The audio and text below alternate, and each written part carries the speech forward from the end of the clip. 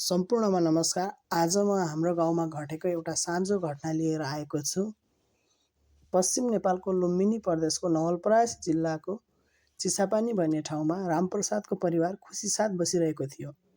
उनको परिवारमा श्रीमान, श्रीमती, एउटी छोरी, एउटा छोरा र आमा हुनुहुन्थ्यो। वैदेशिक रोजगारीको सिलसिलामा उनी कतार गएका थिए। सबै कुरा राम्रो चल्दै थियो। बिस्तारै रामप्रसादले कच्ची घरलाई हटाएर पक्की घरमा परिणत गर्ने सोच बनाएका थिए। एक दिन काम गर्दै जाँदा बिल्डिङबाट खसेर रामप्रसादको मृत्यु हुन्छ। उनको मृत्युले परिवारमा पहिरो खस्छ। अब परिवारको पुरै जिम्मा रामप्रसादको श्रीमती हरिमायाको टाउकोमा पर्छ। श्रीमान गएपछि हरिमायालाई त्यो ठाउँमा बस्न मन लाग्दैन र सबै घर जग्गा बेची अन्तै जान्छिन्। उनको घर किन्ने थिए केशव कुमार। उनका 3 भाइ छोरा थिए। उनी हेर्दा हट्टाकट्टा जिउडाल भएको हुनाले परिश्रमी पनि थिए।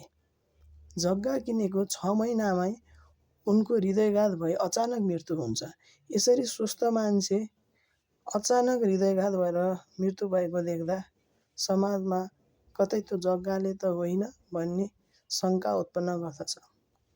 अनि बुवाको मृत्युपछि छोराहरूलाई जग्गाप्रति शङ्का लाग्छ र बेचिदिन्छन्। केशव कुमारको पछि त्यो जग्गा किन्ने खड्क कुमार हुन्छन्। पेसाले उनी सवारी चालक थिए। जग्गा किनेपछि उनी अत्याधिक बिरामी हुन्छन्। 3 महिनाको बिरामीले उनको जिउ पुरै गलिसकेको हुन्छ।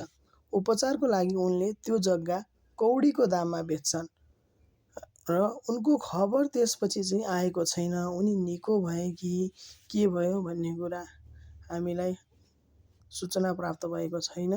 खड्गकुमार पछि जग्गा शिवप्रसादले किन्छन्। शिवप्रसादका 4 भाइ छोरा हुन्छन्। जेठो र माइलो वैदेशिक रोजगारीको सिलसिलामा विदेश गएका हुन्छन्। साइला चाहिँ मेकानिक हुन्छन् र कान्छा छोरा चाहिँ गाउँकै एउटा कलेजमा ब्याचलर गरिरहेका हुन्छन्। होलीको रमझम थियो। सबै खुसी थिए। अचानक शिवप्रसादको घरमा दुःखको समाचार आउँछ। गाडी बनाउँदै गर्दा साइलो छोरा लड्छन् र बेहोस भई भरतपुर अस्पतालमा भर्ना भएको समाचार आउनासाथ शिवप्रसाद छिटो भरतपुर अस्पताल पुग्छन्। तर उनी पुग्दासम्म छोरालाई मृत घोषित गरिन्छ। अहिले त्यो जग्गा शिवप्रसादकै नाममा छ र 2 वर्ष जति भयो केही घटना घटेको त छैन। सबै कुरा सामान्य छ। तर विगतका घटना संयोग मात्र हो कि जग्गाकै कुनै दोष होला? हजुरहरूलाई के लाग्छ? के जग्गाकै कारणले यी घटना घटेका होलान् र? यस्तै घटनाको बारेमा सुन्न हाम्रो च्यानल सब्स्क्राइब गरिदिनुहोला। हस्त धन्यवाद।